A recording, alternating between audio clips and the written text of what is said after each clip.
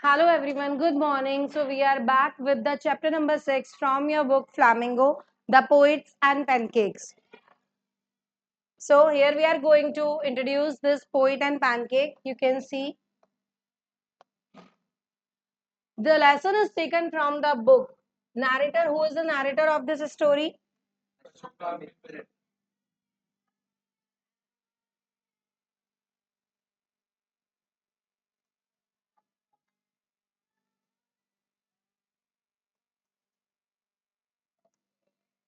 He's a writer. So what is narrator is going on to say? The lesson is taken from the book My Years with the Boss, who was written by Ashoka Mitran.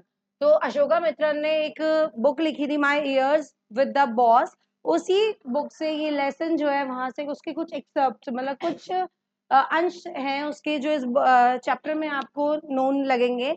In this excerpt he talks about all the elements that kept Gemini Studios running. एक studio है जामनी नाम का. जामनी studios जो है वो ये रन करता है. उसी के एक ब्रांड नेम है और उसी में आप इस चीज को देखेंगे. और ये एक्सेप्ट उसी की बुक से लाए गए. Whose book? Ashoka Mitran. Which book? I'm not asking which book. The name of the book is My Years with the Boss. But who was written? Ashoka Mitran. From pancake makeup to the office boy of the makeup department. The makeup department से जो office boy है makeup के लिए, from Subbu to the lawyer. अब ये आप देखेंगे कि सुब्बू से लॉयर बनने तक का उसकी सफरिंग कैसे रही, वो सफर कैसा रहा. Every element help in making Gemini Studios a successful film producing company. और हर एक एलिमेंट ने यहाँ पर हेल्प करी है जामनी स्टूडियो को एक सक्सेसफुल बनाने के लिए. जो फिल्म प्रोड्यूस करती है उस कंपनी को बनाया, मतलब उसको सक्सेसफुली एक कंपनी बनाई जो प्रोड्यूस करती है मूवीज को, फिल्म्स को. What is the theme of this lesson? This chapter tells us about the different ways in which people work together despite having a dislike for each other. ये chapter बताता है आपको अलग अलग डिफरेंट डिफरेंट तरीके, different different manner जिसमें लोग जो है एक साथ काम करते हैं despite having a dislike for each other. हालांकि ऑल्दो वो लोग एक दूसरे को नहीं जानते, वो एक दूसरे को डिसलाइक करते हैं, still they are working togetherly in a same place, in a same department. We also come to know the difference between real life and real life.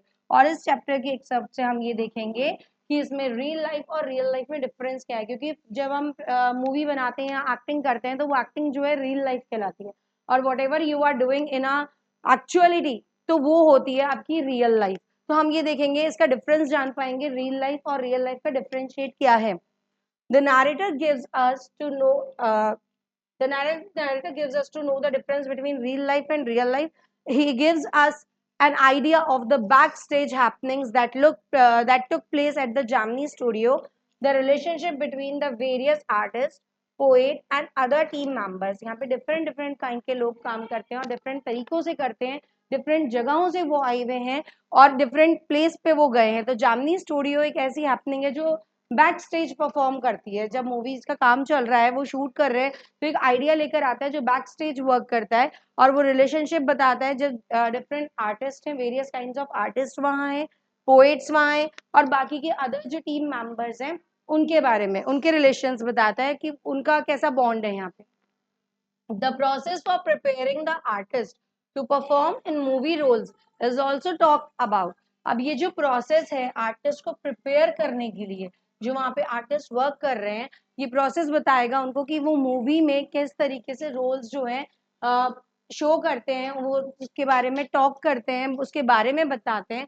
तो in this lesson Ashokamitran talks about Gemini Studio and all that helps in keeping in the it in spotlight. अब इस lesson में आप देखेंगे अशोका मित्रन बता रहे हैं जामनी स्टूडियो के बारे में, जामनी स्टूडियो कैसा है, क्या है and all that.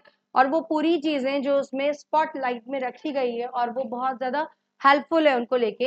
He starts by making a mention about pancakes, the famous makeup brand with जामनी स्टूडियोज ऑर्डर इन ट्रकलोड्स. अब उन्होंने स्टार्ट की अपनी जो जर्नी स्टार्ट की, किसके थ्रू स्टार्ट करी, कैसे स्टार्ट करी. उन्होंने मेंशन करा, ये बनाते हुए मेंशन करा पैनकेक्स नाम का. जो पैनकेक है वो क्या है, what is it? The famous makeup brand, जो जिसमें जामनी स्टूडियो ऑर्डर करता है, मतलब वो वहां से उन्होंने कैचअप किया है, वहां से उन्होंने पकड़ा है कैप्चर करके इस वर्ड को। He then talks about the plight of actors, और उसके बाद में जैसे उनको ब्रांड नेम मिल गया, अब इस ब्रांड नेम में किस तरीके से इसको मार्केट में उतारना है, तो उन्होंने क्या करा, थोड़े थोड़े जो एक्टर्स हैं उनके बारे में बात करना स्टार्ट किया, थोड़ी थोड़ी उनकी ग्लिम्पसेस दिखाई, उनके बारे में बोला। Actors and actresses who have to bear too many lights, जिनको अपने फेस पे बहुत सारी स्पॉटलाइट्स, बहुत सारा अटेंशन जो है वो लाइट्स के थ्रू जो पाते हैं वो लोग, उसके बारे में हम देख रहे हैं। उसके बारे में ये बता रहा है while getting ready in the makeup room, और ये तब की बात कर रहा है जब वो मेकअप रूम में डिफरेंट डिफरेंट तरीकों से तैयार होते हैं, बिकॉज सबका रोल सेम नहीं होता, सबका मेकअप सेम नहीं होता, सबके मैनर सेम नहीं होते, तो उस तरीके से जब डिफरेंट डिफरेंट लोग डिफरेंट जब वो बोलते हैं, जैसे हम कई बार मूवीज वगैरह में हम देखते हैं, स्पॉटलाइट उसको देखती है सबसे पहले, उसको स्पॉट करती है जो बोल रहा है, या जिसमें जिस सीन में जिसका ज्यादा रोल है या इम्पोर्टेंट है रोल, तो रोल की इम्पोर्टेंसी को देखते हुए उनके फेस पे जो लाइट हम झलकाते हैं, जो वो ग्लिम्स उस पे जाती है, उसके बारे में ये चीज बताई जा रही है। The makeup department according to him, अब who is according? narrator. Who is narrator? Ashoka Mitran. Reminded his name. According to Ashoka Mitran, जो makeup department है वो use heaps of makeup to turn them into ugly looking creatures. He means to say जो हम actual में दिखते हैं, हम वहां पे जा रहे हैं रियल लाइफ में रिप्रेजेंट होने, तो हम बहुत सारा मेकअप अपने ऊपर लगाते हैं, तो हम बहुत अच्छे क्रिएचर है लेकिन हम अगली लुकिंग क्रिएचर बन जाते हैं। क्यों? क्योंकि हम वहां पे रियल से रील होने जा रहे हैं, तो कहीं ना कहीं हम अपने आप को चेंज कर रहे हैं दूसरा रोल प्ले करने के लिए। Shockingly he talks about the office boy of the makeup department whose task is to slap paint onto the faces of players at the time of crowd shooting, जब बहुत ज्यादा शूटिंग के time पे बहुत ज्यादा रश है, बहुत ज्यादा क्राउड हो रहा है, उस टाइम पे ये टास्क होता है मेकअप डिपार्टमेंट जो कि क्या करता है, एक तरह से वहां पे पेंट करके शो करता है, मतलब कि जो एक्चुअलिटी है लाइफ की वो शो ना करते हुए जो रोल हम प्ले कर रहे हैं वो शो होगा। वही रियल लाइफ और रियल लाइफ का डिफरेंस यहाँ पे शो हो रहा है। हम जैसे हैं, अगर हम बहुत ज्यादा एंग्री हैं तो हम कोई सामने आ जाता है तो हम उसको वैसा रोल नहीं दिखाते, और हम बहुत ज्यादा खुश हैं हम वो भी चीज नहीं दिखाते, हम बहुत ज्यादा सैड हैं हम वो भी छुपाते हैं, हम वो चीजें हाइड करते हैं, बिकॉज सामने वो चीज उसको रियलिटी शो ना हो। अगर हमारी लाइफ में इतने ज्यादा सैडनेस है, इतना ज्यादा दुख है, तो हम सामने वाले को शो ना करें। ये होती डुप्लीकेसी, ये होती रियल लाइफ और रियल लाइफ जो हम एक्चुअल में है वो रिप्रेजेंट ना करते हुए। लेकिन वहां मूवीज में वो उनको ये चीज रोल प्ले करना होता है, तो कभी दुख नहीं होते हुए भी वो दिखाना पड़ता है, बिकॉज सीन की डिमांड है। Okay. He was a poet and had joined the studio in the hope of becoming an actor. अब वो कौन? एक पोएट था जो कि ज्वाइन करता है स्टूडियो को इस उम्मीद में कि मैं कभी कभी कभी ना कभी एक एक्टर तो बनूंगा, स्क्रीन राइटर बनूंगा, डायरेक्टर या एक लिरिसिस्ट बन जाऊं। इन दोज डेज, अब उन दिनों में, author use to work inside a cubicle and had the task of collecting newspaper cuttings. और उन दिनों जो ऑथर है वो वर्क कर रहा था अपने ही अंदर कि मैं कहीं ना कहीं अपने ऊपर वर्क करूं, सो दैट मैं और निखर के बाहर आऊं, जब भी मैं आऊं तो परफेक्शन के साथ आऊं।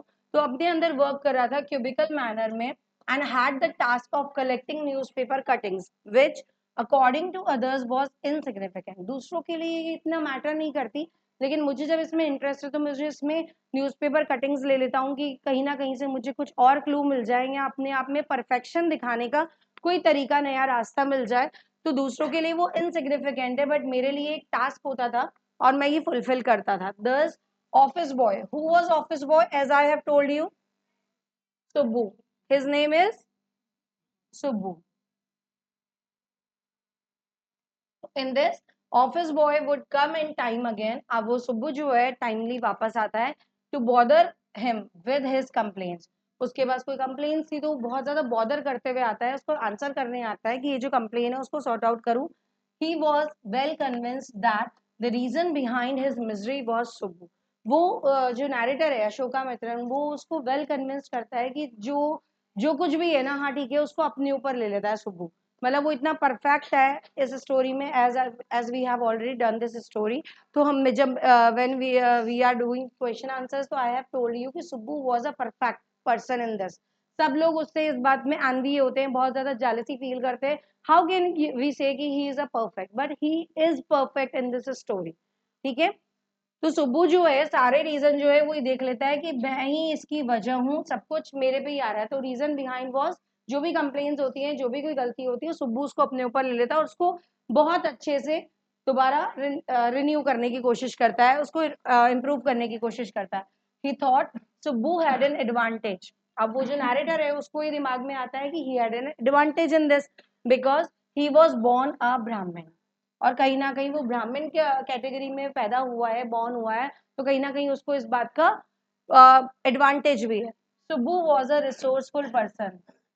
हर जगह का रास्ता वो निकाल लेता है. That's why he is a resourceful person whose loyalty made him stand out. जिसकी लॉयल्टी जो है उसको हमेशा एक ना एक प्रॉफिट में रखती है और एक चीज का एडवांटेज ऑलरेडी देकर रखती है, इसलिए वो हर जगह से बचता है. He was tailor-made for films and it was difficult to imagine film making without him. Even वो इतना important person बन जाता है, इतनी wordful उसकी वो हो जाती है, उसके रोल की इम्पोर्टेंस. और वो जो है इतना कह सकते हैं कि फिल्म मेकिंग उसके बिना without him is not possible. He was very welcoming and was known for his hospitality just like many others at the Jamni Studios. मतलब उसका वेलकम बहुत अच्छे से होता है, उसकी इम्पोर्टेंस बहुत ज़्यादा अच्छी होती है और वो बहुत ज़्यादा नोन है for his hospitality. Hospitality doesn't mean hospital related, it means कि वो किसी का भी ट्रीटमेंट करने के लिए रेडी है. इट मीन्स वो सबकी प्रॉब्लम में सबकी हेल्प करता है. He is very helpful as we have to as we already said, resourceful man. Just like many others at the Jamni Studios, he also did poetry. और बाकी लोग जो अदर लोग पोइट्री करते हैं उस तरीके से ये भी पोइट्री करता है. He worked for the story department. वो स्टोरी डिपार्टमेंट में ही वर्क करता है, which also consisted of a lawyer. जिसमें लॉयरिंग की कंसिस्टेंसी होती है, मतलब लॉयर जो है उसमें ऑलरेडी कंसिस्ट हुआ है, उसमें मिला हुआ है, मिक्सअप है. क्योंकि जिस तरीके से वो स्टोरी डिपार्टमेंट में वर्क करता है एज अ स्टोरी राइटर, वहां पर दोनों फेजेस देखे जाते हैं. अगर किसी में ब्लेम कर रहा है तो वो उसका बचाव का रास्ता भी निकालेगा, उसका कंसर्न भी होता है. That's why we have said here lawyer. He was working just like a lawyer. People generally called him the opposite of a legal practitioner. और लोग जो हैं उसको जनरली जो लीगल प्रैक्टिशनर है, जो लॉयर, उस जो आर्टिकलशिप में है लीगली, उसके अपोजिट मानते हैं. Why? He was a logical and neutral man amidst a room full of dreamers. मतलब वो इतना लॉजिकल है, हर चीज के पीछे वो लॉजिक निकालता है. दैट्स वाई वो रिसोर्सफुल पर्सन है. एंड न्यूट्रल मैन है, मतलब कभी कभी उसको इतनी ज्यादा बड़ी प्रॉब्लम हो जाती है तो भी he was look like just neutral. It's okay ना, इसका भी सॉल्यूशन निकालेंगे. जैसे हम बहुत ज्यादा हाइपर हो जाते हैं, हम बहुत ज्यादा टेंस्ड हो जाते हैं, वो वहां पर वैसा नहीं होता. He was very neutral. Okay, we will solve it. तो वो ऐसा क्यों? क्योंकि उसके दिमाग में बहुत सारे ड्रीम हैं. ही was very full much kind full of dreamers. ठीक है. Ashoka Mitran then described how Gemini Studios got a chance to host a group of international performers called Moral Rearmament Army, MRA. Ashoka Mitran उसके बाद में describe करते हैं कैसे जामनी studio को एक चांस मिला ग्रुप ऑफ इंटरनेशनल परफॉर्मर्स का. मतलब कि जो अपने उसके मेकअप डिपार्टमेंट में जामनी स्टूडियो में इतने सारे लोग वर्क कर रहे थे, उनको इंटरनेशनली परफॉर्म करने का मौका मिला. जिस पूरी टीम को कहा गया MRA, moral rearmament army. Though the plots and messages were not complex, their sets and costumes were near to perfection, so much so that for many years. काफी टाइम जब उन लोगों ने खुद से ही वर्क किया, कोई परफेक्शनिस्ट नहीं था उनमें, लेकिन तब भी उनका कॉस्ट्यूम, उनका ड्रेसअप, उनका जो भी सेटअप है, वो सब कुछ एज अ परफेक्ट चला और इसीलिए उनको ही चांस मिला और काफी सालों तक वो जो है मेंटेन कर सके इस चीज को.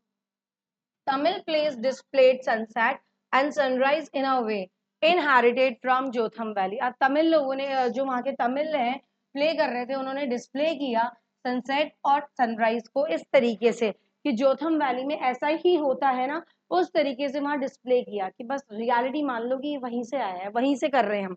देन अनदर गेस्ट जो स्टीफन स्पेंडर है, जो आए थे विजिट करने जामनी स्टूडियोज को, people had hardly heard of him.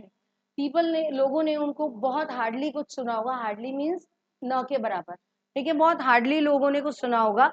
And they couldn't even connect with him. और शायद वो कनेक्टेड भी नहीं थे उनसे ड्यू टू लिंग्विस्टिक बैरियर्स, क्योंकि जो लिंग्विस्टिक बैरियर, जो ऑब्स्टिकल्स आ रहे थे उनकी लैंग्वेज को लेके, उस वजह से वो ज्यादा कनेक्टेड नहीं थे लोगों से.